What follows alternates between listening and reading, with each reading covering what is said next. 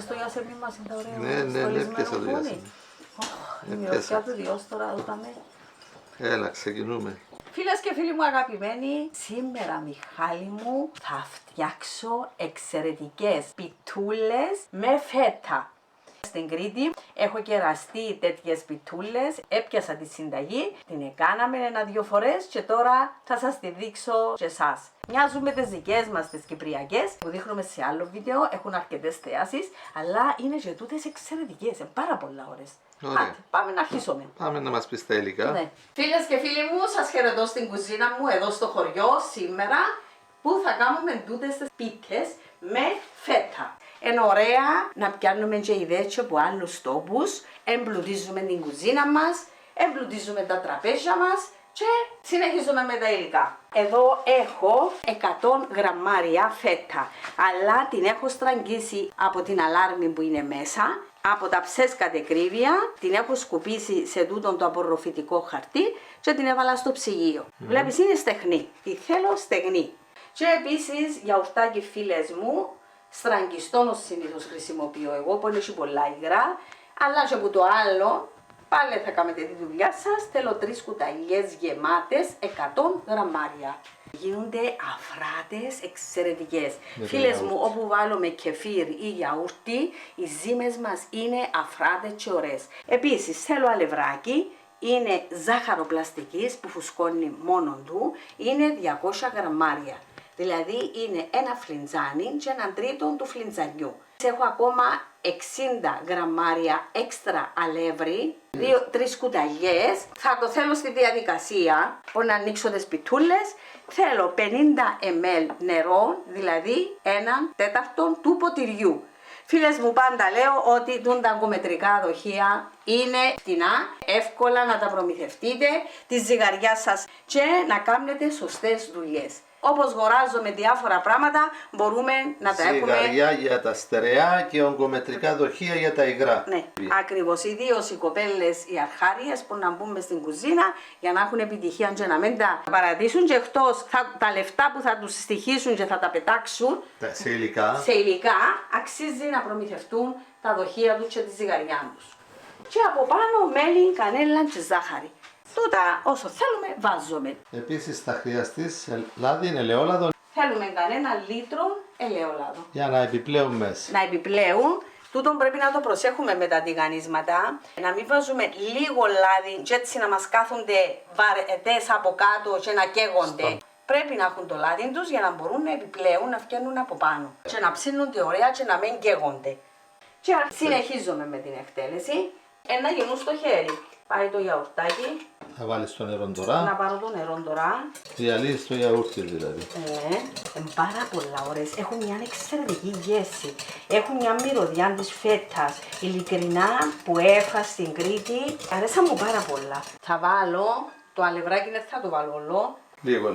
Ναι, θα το βάλω όσο το μισό περίπου. Θα ανακατέψω.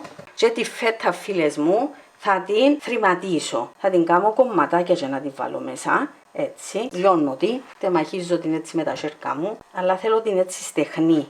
Βλέπεις την πως στεχνή, Μιχάλη. Πάρα πολλά ωραία του τη φετά. Άμα θέλεις βοήθεια, μπε. Ευχαριστώ. Τώρα να ρίχνω και το άλλο το αλευράκι που τα 200 γραμμάρια. Να κάνω μία ζύμη ωραία, εύπλαστη, να μην κολλά, διότι να ανοίξω πιτούλες. Λίγο και ζυμώνουμε. Θα ξεκολλήσουμε τα σέρκα μας. Κολλά ακόμα.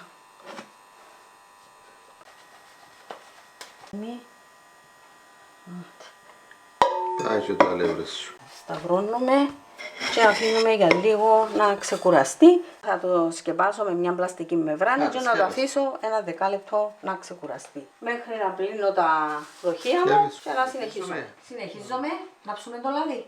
Ανάψαμε το λάδι να ζεσταίνεται και θα μοιράσεις τη ζύμη σου πρώτα στις πίτσες που να κάνεις. Βέβαια. Κάνω το ένα ρολάκι για να με βοηθήσει να κάνω στρογγυλές τις πίτσες.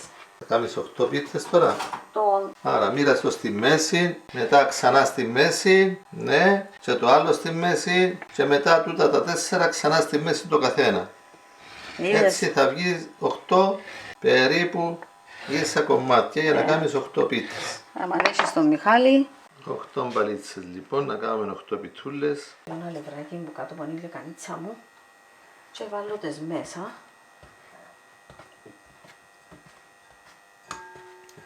Και λίγο που πάνω.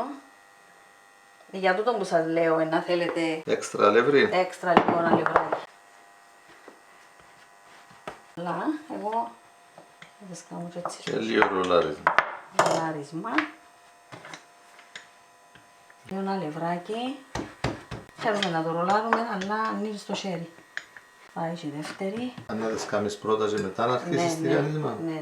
Άρα ανοίγεις τις μες στο χέρι και μετά τη ρολάρεις και την ομορφίζεις. Έτσι μου έλεγαν ότι τούτες μπορούμε να τις ανοίξουμε έτσι στο χέρι. Τώρα που κάνω νιώθεις μέσα τη φέτα.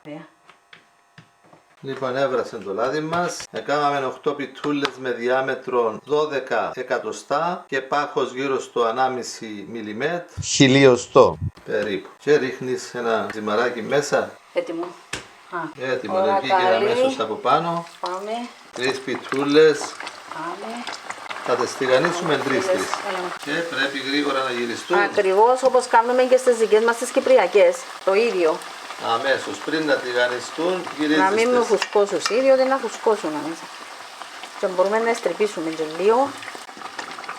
Πιέζεις τα λίγο να κάθονται κάτω. Ναι. Άμα πάρουν το ωραίο το χρώμα και από τις δυο μεριές είναι έτοιμες. Στο σουρωτήρι, που κάτω από το σουρωτήρι θα βάλουμε όμως Μια λεκάνη μεταλλική. ναι, για να στα Στάζει λάδια. μέσα. Και τη φέρνεις κοντά στο τηγάνι σου για να μην στάζει. Ωραία. Πας στην κουζίνα και να δερώνεις τους τόπους. Βέβαια. Άτε. Μπαίνουν άλλες 3 άψεις βίσε. Στο πι και φι φίλες μου γίνονται. Έλα, γρήγορα. Στο πι και φι γίνονται. Είναι εύκολες. Στο πι και φι τηγανίζονται. Και στο πι Βάψες και βίσε, φι όπως λέμε. τηγανίζονται. Να κάνω πιο σκύλα. Να κάνεις 3 και 2. Γυρίζουμε τις γρήγορα. Τούτον πρέπει να το έχετε υπόψη σας στις φίτες. Μην τις αφήνετε να φουσκώσουν, να γίνουν όπως τις φίτες.